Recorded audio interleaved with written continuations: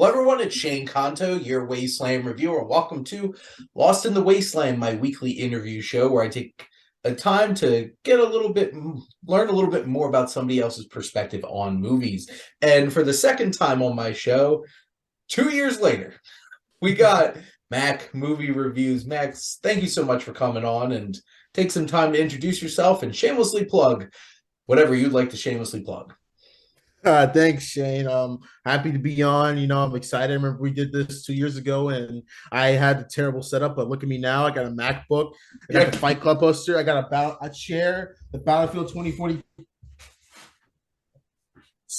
The Battlefield 2042, which I got from the. There you go. But on Mac movie reviews, I've been doing this for like 5 years now. Like in January, I go over classic new movies, give my thoughts about trailers, kind of like multifaceted, just trying to give my opinions and everything. I usually use a lot of memes because I think it's funny, just like describe your true feelings with it. But I'm on YouTube at Mac Movie Reviews. I have a podcast with my best friend Kristen, aka Miss Flamingo, and the K Productions podcast. We're almost at episode 100, so the grind never stops.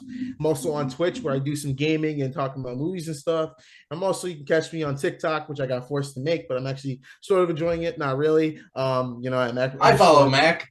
yeah, at Mac underscore movie underscore reviews. And I'm just, I'm everywhere. Wherever there is to post a review or anything, you can find me. You can even find me on like MySpace, probably. Not yet, maybe. Every time I go on TikTok and I see Hank Hill, I'm like, is it Mac? It's me.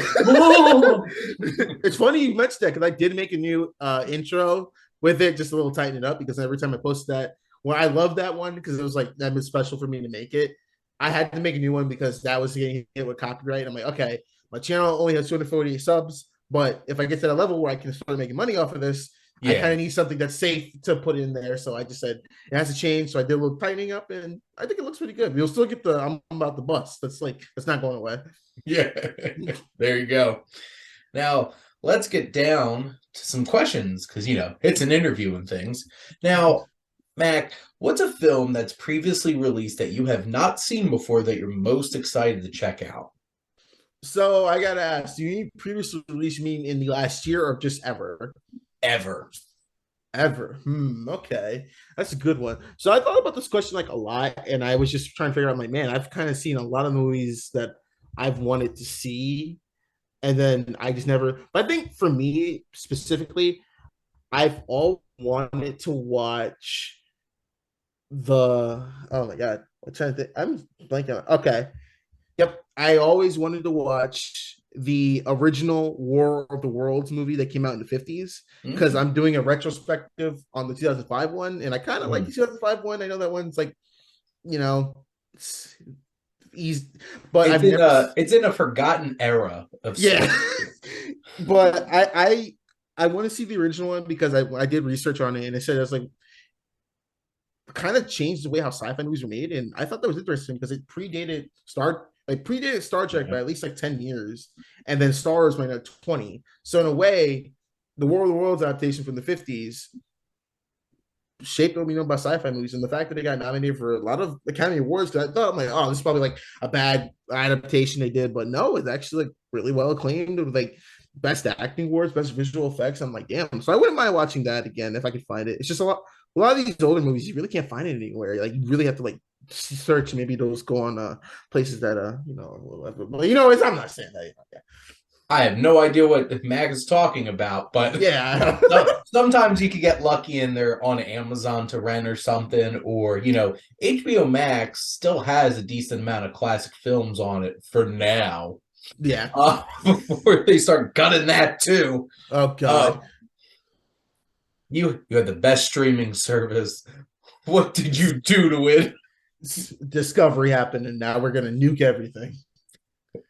Now let's flip this question and look to the future. So, Mac, what's a film coming out in the future, hasn't released yet, that you are most anticipating? Oh my god! So it's a tie between two. Okay. The first one is Cocaine Bear because that looks absolutely just wild. Everyone's just like everyone in my friend group. They're like, "Yo, Mac, you want to see Cocaine Bear?" It's like, yeah, opening night. I want to see a bear do a line off a fish that's badass.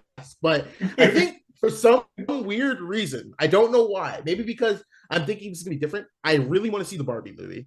I just don't know why. It's just something about your face. It's like So, you know what's crazy is I think Barbie might legitimately be one of the best movies that comes out this whole entire year. And same. Like and how that's possible, I don't know. But you know what? Well, one, Cocaine Bear, I really think that's gonna be a hit. I it feel like is. that is something that like something that just came out of nowhere and just like has the perfect premise that a whole bunch of people are just like, I have to watch this. I have to watch a bear high on cocaine just rampaging through people. Directed by Elizabeth Banks for some reason. Why not? And then 7, 21, 23 Barbie. it was supposed to be the day Oppenheimer came and But that's blew right. our minds. But you know what? It might be Barbie instead. Like, no, because it's like when I tell people say like I went to see a Barbie movie, they look at me like, "A, I'm a pedophile," and then B, like you're. But listen, I'm thinking like this is gonna be a self-aware Barbie movie because it's directed by 100%. is Margot Robbie is directed by Greta Gerwig, Yeah, Greta and Gerwig, then yeah. Ryan Gosling. We're birthday buddies. He has the same birthday as mine, November 12th. And like I Nice. want to see like I just really feel like that might be a movie where everyone's like, "Whoa, like what Well, is and like this?" there's a whole bunch like Shimalu's in it. They have Will Ferrell is in it Yep. somewhere. And like I cannot wait till the actual first trailer comes out because that teaser going full 2001 A Space Odyssey Yeah. on us was just like, what? They know what we want, so I They cannot wait for it. I feel Well, like that's like Nolan's like, oh my god, I know Kubrick, and Greta Gerwig's like, no, Barbie knows Kubrick. do you think Nolan's scared? He's like, "Damn, I got to compete with Barbie. This is gonna be a tough summer." Well, He's here's the like, thing: if that turns out to be good and a ton of fun, who are most people going to want to go watch? That or Oppenheimer? Like probably like Barbie, Barbie, because like I was thinking about with Oppenheimer, I really feel like that's film is like for not only like movie buffs like nerds like yeah, us like Snow and everything, but historical people because I love history and everything, and I've read about the guy Oppenheimer who made the atomic bomb, and it's a sad story. Like it's like that clip of him saying like I have become death. That's probably one of the most like viewed clips in YouTube, and I want to see Cillian Murphy's performance of him like really badly yeah. in the stack cast, but like I don't think that will do well financially. I think critically and commercially will do well, but I don't think with the box office aesthetic it won't make that much money. It will I feel like that shouldn't be a July movie. Like I no. know it's a Christopher Nolan movie, but like even Interstellar came out in November. Like I feel like that should be a fall movie. And I think it's a bold choice putting it out in the summer. And now it's good competing with Barbie. It'll be interesting to see though. We'll have to see how July plays out. Barbie versus Christopher Nolan. What Nolan, timeline are we? What is going on? what year are we living in? What multiverse are we living in? But Um Now remakes are an interesting subject because I feel yes, like most of them suck and most people hate them. But Mac, what is one movie you really think should actually get remade? that's a tough one because my stance on remakes is that I don't like them, aka a lot of the Disney ones. But there are some films I've tossed around who's saying like that deserves a remake. And for me, I think one film that could benefit from a remake, more of like bringing it to like a modern audience. I'm gonna say probably one of my favorite films, The Warriors from the '70s, because the thing with the Warriors is that I think the Warriors is probably the most interesting piece of media franchise of all time because they have a perfect trifecta. They have a great movie, great book, and then an awesome video game. Shout out to the Warriors video game on the PS2 by Rockstar, like one of the like, Nice. but like I think a lot of the things with like a lot of people don't really talk about the Warriors anymore. It's actually a really good movie. And it's like it's tightly paced and it's like fast paced. There's good performances, memorable moments. You're like Warriors come Come out out to and play, play. hey! And I feel like excuse me. I feel like bringing it to like a modern audience, I really feel like that would be good because a lot of times, like the Warriors, I only find on like HBO Max, not really anywhere else. And I feel like remaking that, well, granted, will be a bad idea, but I think if you really put someone in charge of it who actually cared, you can actually get a really good like remake and modern version of it. Because I feel like Yeah. with like it's so dated. It's not, I wouldn't even say it's dated. It's more like it's so 1970s. It kind of hurts watching it now. Like literally the "Can you dig Yeah. it?" Like Which, I'm not saying like it couldn't work nowadays. I'm just saying like you might have to make some tweaks to just get it. yeah. But I wouldn't mind like having the Warriors get some love because I feel like it doesn't get enough love. It feels like the most John Carpenter movie that wasn't directed by John Carpenter.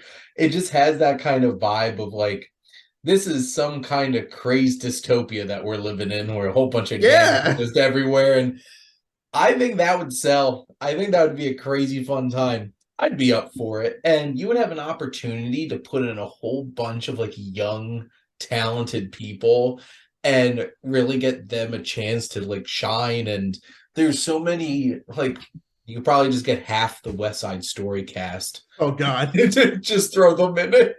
But like, you have so many young actors that could get put into that film and really get a chance to shine. So I would be down for it. They'd have my money. Yeah. So if Fox were around, they would do it. Oh yeah, but they're extinct now. What's a fox? What? What's a fox? I don't know. Yeah. All, all I know is 20th Century Studios and Searchlight Pictures. Oh my Um, God, that's so stupid.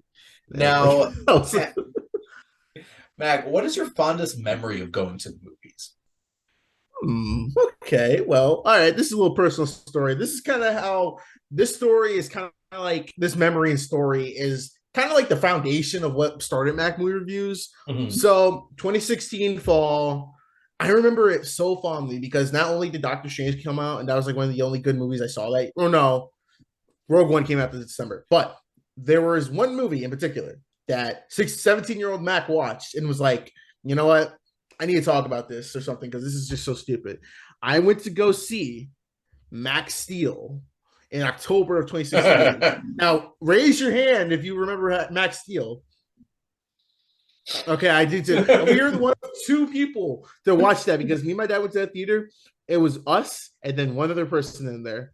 And that was the loneliest theater experience I've ever seen in my entire life. Like I watched this movie and I go, this is truly one of the worst movies I ever watched. And I didn't even know anything about like filmmaking. I knew a little bit because I was taking my shop class in high school. And I just like, I watched that movie and I just said, oh my God, this movie sucks. Like, and then like, they're like, yeah, we're going to do a sequel, Max Steel 2. I'm like, no. And then I walked out and I was like, I might need this. Like, No, you're not. yeah, no. And like, that's when my dad was like, you should write about the movies. Like, you should write movies on Facebook or something. And then like, I didn't do it. Max Steel like put the thought in my mind, but I didn't write anything until I saw Monster Trucks in 2017 January. That's when I wrote it. But Max Steel, loneliest theater experience, but that was the movie experience that got me saying I want to start reviewing movies. And so it has a soft spot for me. It's still terrible, but it has a soft spot. I also remember Monster Trucks. That came out too. Nickelodeon's greatest movie with the guy from X-Men. And you know what's crazy is I'm pretty sure that movie had like $110 million budget. The Monster Trucks. Oh my God. So bad. Well, that's what happens when the producer's son did the pitch idea and you get a movie like that. So I was like, oh my, that makes so much sense. Oh, Paramount. You were so far away from Top Gun Maverick at that point. But you know, Top Gun saved you. You Thank should go God. thank Tom Cruise. Thanks, Tom Cruise to Scientology. That Scientology money. Yeah. Now, obviously, we talked about a couple of movies that certainly did not exceed expectations. But Mac, what is a film that really did exceed your expectations? I'm going to go ahead and probably say I think I'll say Megan. Recently with Megan, like I saw the trailer and I'm like, when I saw her dance in the hallway or I say hit the folks, I was like, Yeah, I gotta see this movie because I said this is probably gonna be one of the worst January because it come out in January. You know the Yep. stigma with January movies. If it's January, that means it's gonna be terrible. It's like a dumping ground. But when I saw Mhm. Megan, I was just like, wow, this is actually a fun movie. Like I was like incredibly shocked. Like I knew like it's not gonna be like a perfect movie, but they were self-aware enough for them to be like, okay, this is a doll. She's talking and everything like that, and She's we're gonna have fun. sassy as hell. Yeah, it's sassy Chucky, and I was so like down for it. Like at the end of it, I was like, I want more Megan, and like that's like one And movie we're I was like getting it. 2.0, 2025. 2 years. But I was surprised. Like I think Megan definitely surprised me the most. I was not expecting that to be like When that trailer entertaining. came out, I'm like, this is gonna be replicas all over again. Oh Keanu no! Reeves. And I'm just like, and then I saw it, I'm like, wait a minute. This has no business being this fun and No, this it's funny. And I. this January actually turned out real solid. I was yeah, because I meant when I saw Missing Two last month, and I was like, what, like January? Are you actually? January, even Plane, I which saw. should have been straight trash, was like, Gerard Butler and Mike Coulter made that movie. I think with it was only them two that could have made that movie work. Because if it was anyone else, then this movie would not have worked. Gerard Butler has something special where he can elevate like D movies to being like, well, at least I get to watch Gerard Butler or Superman, where he's Captain Brody Torrance. Just like, well, like he's like with Gerard Butler. I feel like his career is very interesting because I feel like that he's an actor who I think deserves more respect. And a lot of his movies he's done like since 2013 when Olympus Has Fallen, where like these movies where you're like, oh, that looks like straight TV trash. They actually turned out really good. Like Olympus Has Fallen, Angel Has Fallen, Geostorm, Den of Thieves was awesome. I can't wait for a sequel. Greenland was a movie I was like, oh, because we got like screeners for that early, and I was just like, yeah, I actually kind of like this movie. Then I like Plane was good, and then he years ago Cop Shop. So he's been on a yeah. roll. It's Cop just a Shop quiet was a roll. lot of fun. I enjoyed that a lot. And Den of Thieves, I'm glad you brought that up because, like, if I want a middle-aged, kind of dad-boded cop walking around eating donuts and taking down criminals, I want Gerard Butler. And Sam, he rocks the hell out of that movie. The twist in it, I'm just like, what? you don't really expect it, even when you rewatch it. You're like, you're trying No, to get like, and then they're doing the sequel, and I'm actually kind of excited for that. I'm So down. I'd be I down for do, that. I do feel bad for the main robber in that because he did go on to star in Halo, but it's okay. I still remember in Den of Thieves. Oh yeah. You had one job. It's Master Chief. Don't take his mask off. Don't take the helmet off. Just let him do his thing. But no, you couldn't. You couldn't do No, that. Amazon. That was Amazon, right?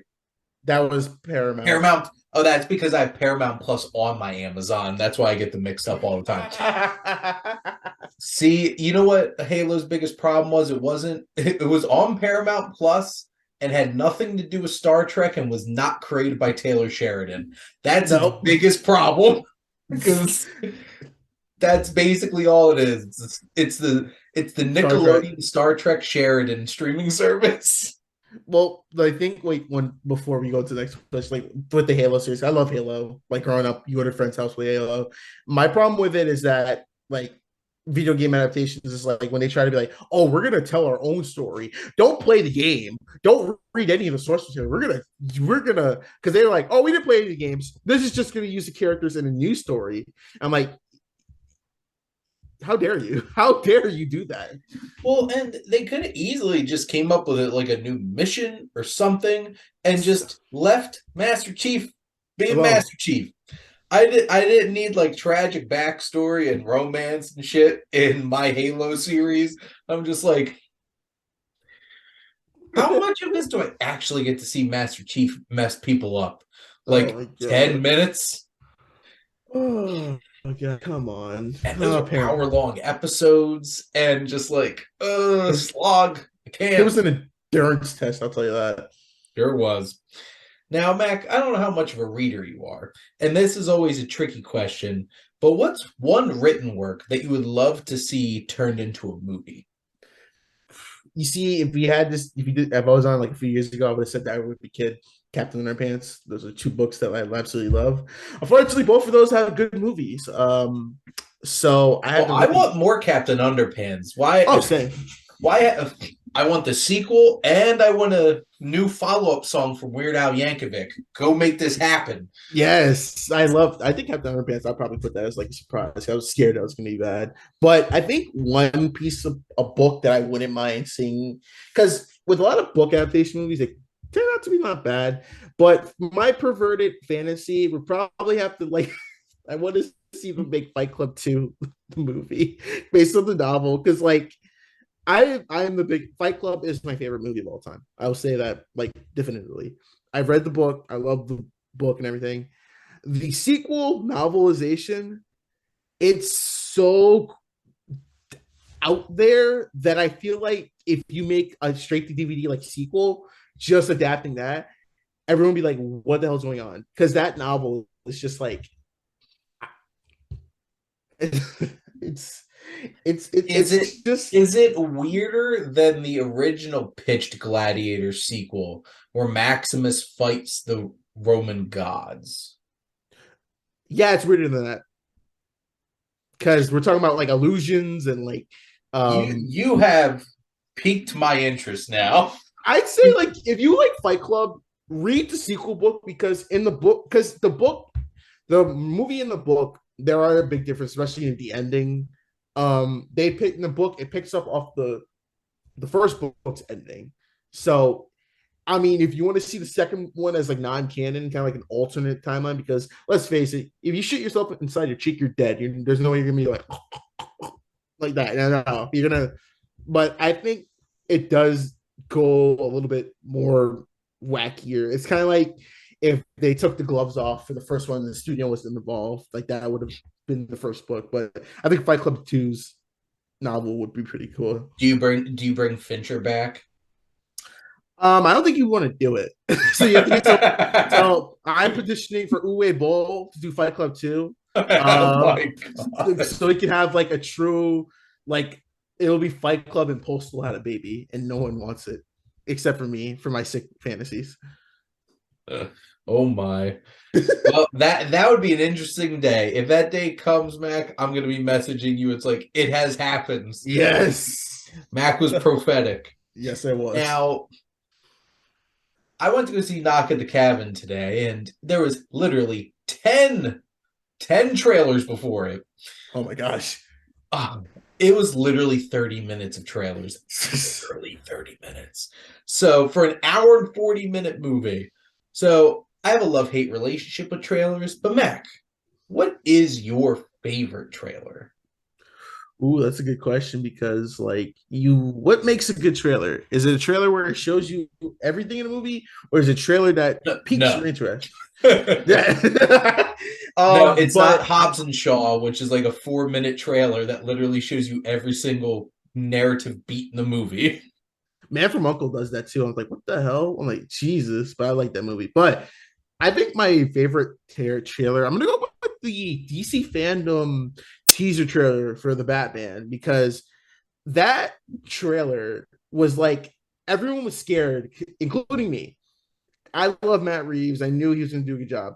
My problem was with Robert Pattinson. I had seen his other works, and I'm like, okay, he can make a good Batman, but I'm still kind of scared. And then when that trailer dropped and you heard something in the way, I'm like, Yeah. yo, and then it was syncing with the music. I listened to that trailer on my way to work with my headphones, like just rewinding the dun, dun, dun, dun, dun, like over and over again. Because I thought the trailer, and it was well done. It was just like, and to think that that trailer was made when the movie was only 25% done. And like when you go back and watch that trailer and then watch the movie, you can see a lot of everything from that trailer is in the movie. And I really think Yeah. that's good. And did a really good job of like telling people like, oh, this is going to be a different Batman movie. And I still think that's probably one of my favorite trailers of all time, especially like the ending shot with Pat pulling down his helmet and it's just you see the black eyeshadow. I'm like, that's It's memeable too. It's like when you lost all your Bitcoin, you're just like. But yeah, I say the Batman teaser trailer was probably my all-time favorite trailer. I I'm still mad that Michael Giacchino's score didn't get nominated for an Oscar. The Cause fact that that didn't get nominated for best score, didn't even get nominated for best cinematography. So like, wow, thanks Academy. You really respect this comic book movies. you could take Bardo and shove it up. Yeah. I think the only superhero movies that got the superhero movie that got nominated was Black Panther for costume design and best actress, supporting best actress. Well, Batman did get nominated, if I'm not mistaken, for visual effects, and so did Black Panther. And I feel like the Batman got nominated for something else. Oh, it was makeup and hairstyling because of the Penguin. Oh my Um, gosh. which 3 out of 5 nominees are fat suits because it's the whale, it's the whale, it's the Batman, and oh crap, what was the other one? There's one other one where like, oh, so we're competing fat suits now. Well, the whale's definitely winning this one. Oh yeah, definitely. So, but yeah, that should have got scored because that march, Oh my the gosh. dun, dun, dun, dun, just perfect, so perfect. I think it's just dumb. Like they just gave the best visual effects to like not have everyone be pissed off that they get nominated for anything. Yeah. I mean, the Well, fact that Avatar got nominated for best pictures a whole nother story. it'll be interesting. It's going to be interesting to see what winds up winning this year for Best Picture because I really don't know, Yeah, to be no. honest. Top Gun comes out of nowhere, but I really think it's probably gonna go to like the Fabled Irishmans or like probably the Whale. I would freak out if Banshees of Inisherin won Best Picture. I would be so happy, but I feel like Fablemans is probably gonna win. And then the dark horse, I really feel like it's probably All Quiet on the Western Front after just like magically pulled 9 nominations out of nowhere. I'm just like, what? Or don't forget about Everything Everywhere All at Once. That could be the real like front runner, like runner up. That's what I hope wins. That's like if the Academy had any creativity and like boldness, they would pick that movie to win Best Picture. So, but we'll find out if they do or not. They did. They did pick Parasite, which did not expect that.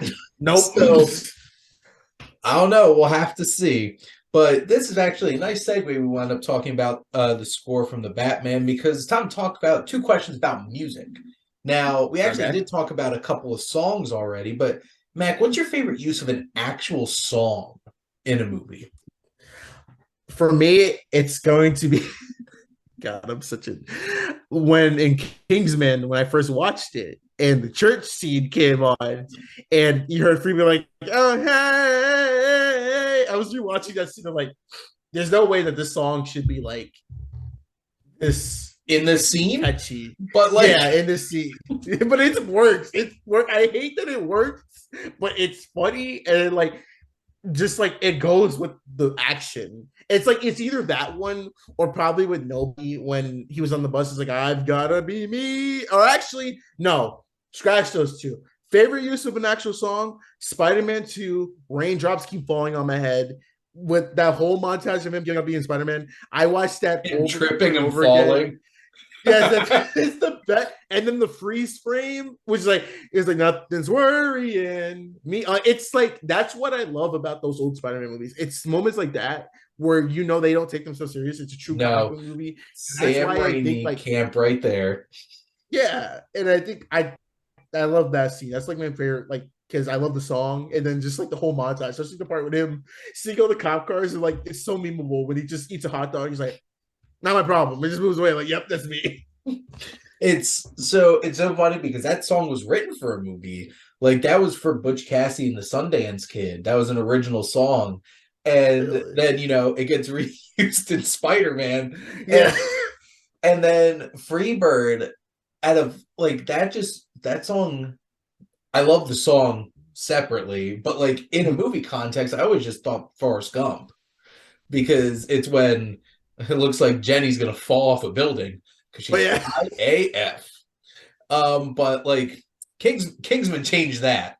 yeah, There's no. no way you could think, oh, movie and Freebird and not think Kingsman. Because like Every time you there's just an action can't. scene, has to be when Freebird kicks in. That's what I love about it. Yep. Now, speaking of shifting a little bit back to scores, I don't know if you're a kind of person that sits and listens to scores, Mac, but if you had to pick one score to listen to, what's it going to be? God, it's hard. I wish it was a video game because I get like LA Noir, like Mafia 2, but like a film score. Damn, that's kind of hard. Like, because it's not like songs you get from the movie and just Hmm, like they get the copyright license, but I feel like it's movie songs within the movies. correct. But It is damn. the actual music composed for the film. So, like, no Tarantino, no James Gunn, no Edgar Wright situations. It, it's cliche, but I'm probably gonna have to say John Williams score from the original Star Wars because that orchestra is just like especially when the scene when Luke is staring at the two planets on Tatooine. It's like yeah, it's like that's just perfect. Like I feel like with the Star Wars score, you can listen to it anywhere, and like each movie has a great score, especially my favorite use of the Star Wars score probably has to be in Rogue One, which I think is the best Disney Star Wars movie, is when Vader was in the hallway and you hear the score. And I'm like, yep, I love it. And that's like anything with John Williams or Star Wars, I'll listen to. Do you mean the three greatest minutes in the history of cinema? Yes. I remember sitting through Rogue One and just being like, that was really good. And then that happened. That was the best scene in the movie. I'm just like, Awesome. I love it. I'm like, can we have more scenes? They kind of did that again in what was it? Did you play Star Wars Jedi Fallen Order? I'm not. So at near the end, there's a scene where they kind of they didn't. It wasn't like that, but it was more like you defeat one of the Inquisitors, and they're like, "Oh, you can break free," and you just hear, "He's like, you failed me for the last time, Inquisitor." Then kills the Inquisitor, and then like it's like in your mind, "Oh, I gotta fight Darth Vader." They made him so overpowered, you had to run away. It was kind of like the same thing as like Rogue One. Like, okay, that's a good call back. I love you guys for it, but yeah, that scene is That just that was a Vader I want to see more of. And like man. we got bits of it in Obi-Wan, the show. We got bits of it. But like, oh man. But yeah, the Star Wars score, like John Williams has made so many amazing scores and just so many amazing pieces just for Star Wars. Yeah, Like it's like scary good how many you're he's just done it like, for. let's we have to do a sequel with Empire. Imperial March. And you're just like, what? And then, oh, we're gonna do some prequel movies. Let me do this thing. I call it Duel of Fates. And you're just like, what?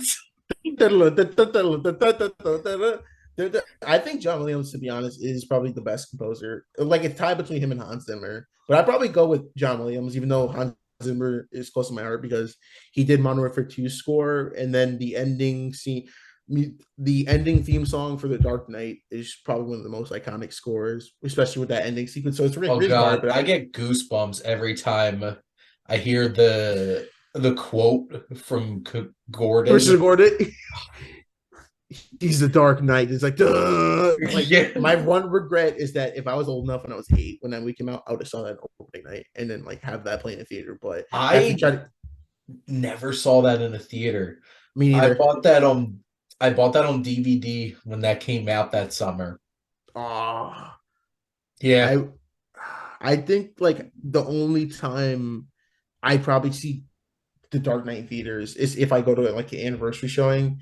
If they ever Uh, do like a Fast and Fence, but like I wish I can like travel back in time to hey, 2008. it's 15 years this year.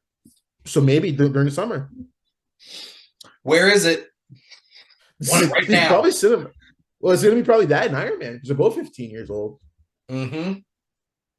I would see the Dark Knight in the theater Oh since yeah, I damn never same. got to. Now, Mac, my last question for you is What's one thing you wish movies would stop doing? Hmm. Man, that's just like a question of like cliches. Like what cliche do you hate the most in movies? But I feel like one thing I think movies we can live without is probably we need to stop the love triangles. I'm so sick of love triangles because I'm not a romance movie guy, but I'll watch a movie with romance. You know, I love Shape of Water. But when you introduce a third element to the movie, I really feel like that's so dumb because I watch a lot of Hallmark movies, and I'm not ashamed to say that. And I noticed, Every yeah, one. everyone, and like I get sick of the love triangle. Is like, oh, you see this one person that you like, but then the other party comes in, and then the main character acts dumb. When you're rational, like, why would I go with you when I have chemistry with this other person? Get out of here, third person. And I think the worst example of it is in the kissing booth 2 and 3. I saw 3 of those I've never movies. watched any of them, but I've watched It's my fair share of like holiday rom-coms, and like it's like douchey guy that she's with versus like strapping manly man she meets out in like the country or a small town. yeah, It's like, which one should she pick? but like in the kissing booth, it's worse because the main character, Joey King's character, dates her best friend's brother in the first like 2 movies. Then the brother goes off to Boston to go to college. Then this other guy named Marco comes in as exchange student, and she's like, "Oh my gosh, you're attractive. I want you, even though I really like this other guy." And it goes on for the last like I think it's so dumb. I mean, it's even worse with like when there's a misunderstanding. You're like, "Oh my gosh, she's like you want to be with him," and then it just doesn't work. I'm so sick of it. They even forced one into the Hobbit movies. Wait, really? Have you watched them? I think I've watched the first one and I barely I remember the did. rest. I did not need a love triangle between fan fictioned Evangeline Lilly character Legolas and and handsome dwarf number three. Oh my gosh. Because like that, Philly and Killy are basically just handsome dwarf one, 2 and 3 in that movie, more or less. And it's just like you're supposed to be like big nosed, like stout, bearded men, and you're way too handsome to be dwarves in Lord of the Rings. But you had to be pretty because you had to throw in a love triangle. And just like, but why? uh, Why? Ugh. But yeah, I agree. But Mac, I always like to wrap up this show by allowing my guest to ask me a question. So on the okay. spot, what's one question you'd like to ask the Wasteland Reviewer? All right, Shane, I got you. This is going to be the question, and I know the questions. Okay. Now, so what movie this year in 2023 do you think will make your worst movies list? So, what movie coming out this year that I think will wind up being at the bottom of my list? Oh, let's see. Trying to think like major movies that are coming out that I have zero faith in. Uh and I can name one, man. It's okay. I'm thinking of a couple that I'm really hoping are not terrible. Um, I I have a sinking feeling because they have such a horrible track record in general. I don't want this to be at the bottom, but I hope this new Transformers isn't a bunch of trash again. Because I want Beast Wars to be good. I want this to be good. Um, it's we got there's a Gran Turismo movie coming out in August. So that's not a good sign. Oh, We're getting the Meg 2. wait, really? They struck lightning once. Can they do it again? 5 years ago. And that's also actually, you know what? I'm just going to pull up August 2023. And because what's the second biggest dumping ground besides January? August. August. End of the summer.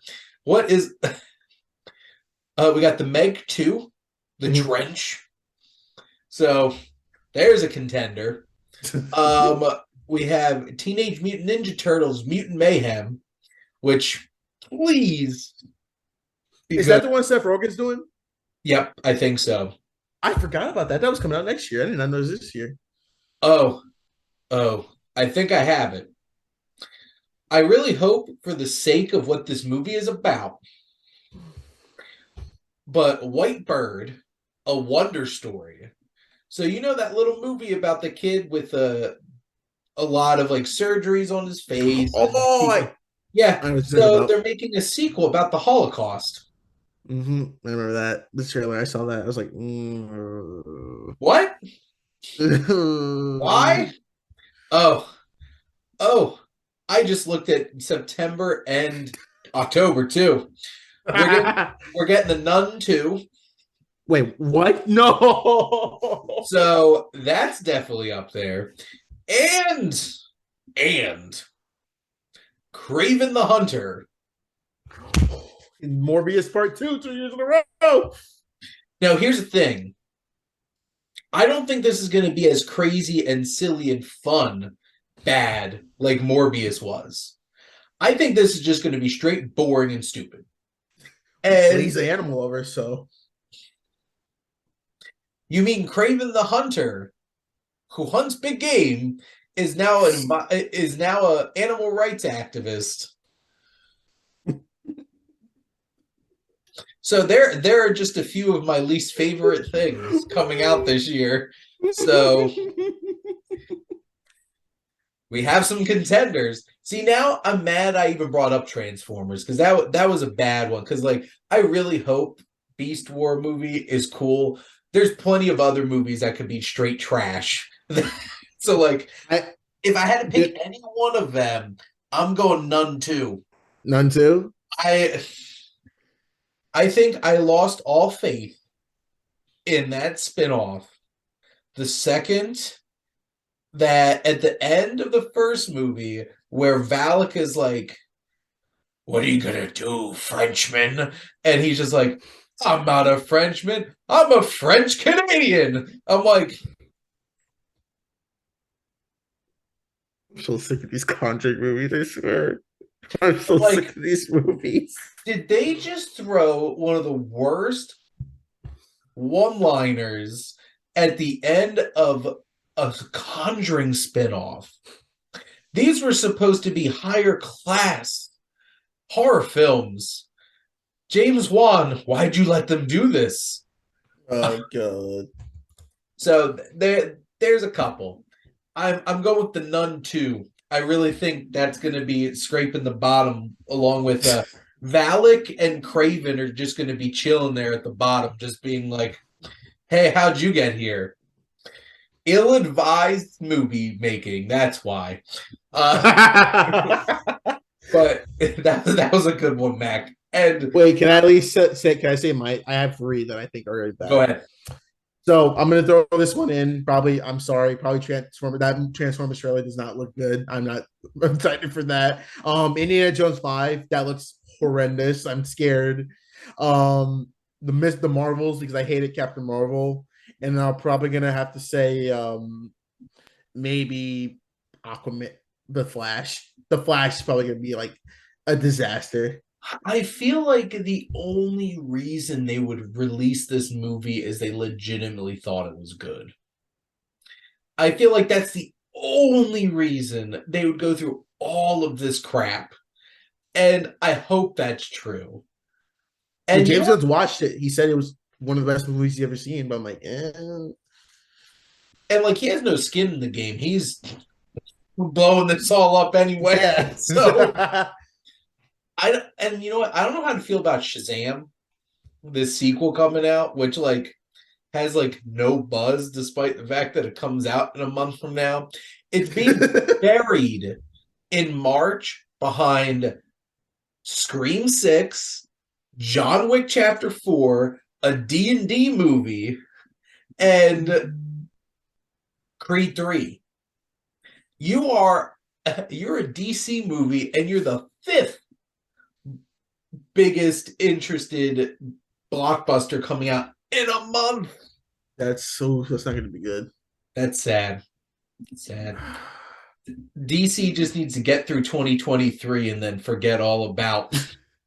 Well, they said that the Flash is going to reset everything, and we have to sleep for the Gods and Monsters phase. So we'll see. Like, my thinking is that they didn't cancel it because they already had that much money riding on it. Because this movie's been in production for like I think almost like 10 years now. So they really couldn't.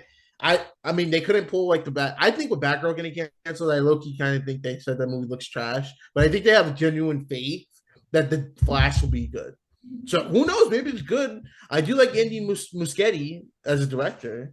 Like I feel like it, and they want to keep him around. So he probably did something right to warrant him being kept around. And He'll probably pop up doing something else. Yeah, and I think Shazam Fury the Gods, I have faith in it because I feel like it'll do well, but it probably won't make his money back because of those movies coming out to kick his ass. No, I'm pretty sure it's Scream coming out the weekend before it too. Oh God. Or no. I think it is. I'm trying to think because I know Creed comes out the first weekend. I'm pretty sure Scream comes out the second weekend. It's either comes after Scream or John Wick. And wait, what date does Scream come out? I think that comes out March 10th. That's a week before John Wick. So then Shazam falls on that week of John Wick. I guess Shazam comes out the 24th. I could, just pull up the schedule that I have literally in front of me and not try to keep guessing these things. Oh, no. Scream comes out the 10th. Shazam comes out the 17th. John Wick comes out the 24th.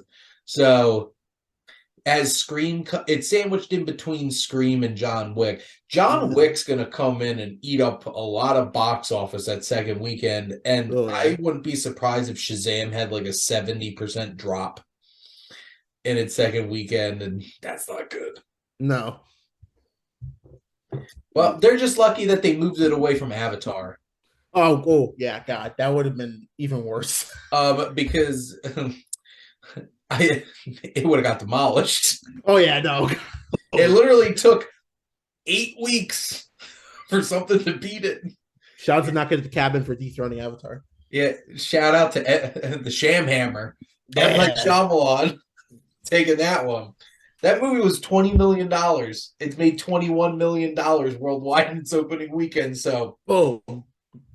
Keep giving M. Night Shyamalan $20 million and seeing what he could do with things. I'm happy. Yeah. But Mac, this was a lot of fun. Thank you so much for coming on. And I promise you, round 3 will not be in 2 years. And hopefully at some point I can make a return to your show, because I think the last time I came on was talking about that very ill-advised Denzel Washington and Jared Leto crime thriller that came out on straight to HBO Max. Well, yeah, we definitely gotta get you. We're like looking to get a lot of people back on the little things, because it's back on HBO Max, and I saw it and I had flashbacks because that's like one of the first movies to come out during the quarantine for the straight to TV. That was like the month after, and I was like, damn, this is not a good movie. No, but I remember. Yeah, thank you, Shane, for having me on. Big Rig. This is so much fun and everything. I was like being able to just talk shop and everything. It's just fun. You just let those like a podcast. You should check out my podcast, WK Productions podcast on Spotify. We love shameless plugs around here. Go check out the WK podcast. Yeah. But Mac, thank you again. And thank all of you out there for always tuning in and supporting your Wasteland Reviewer.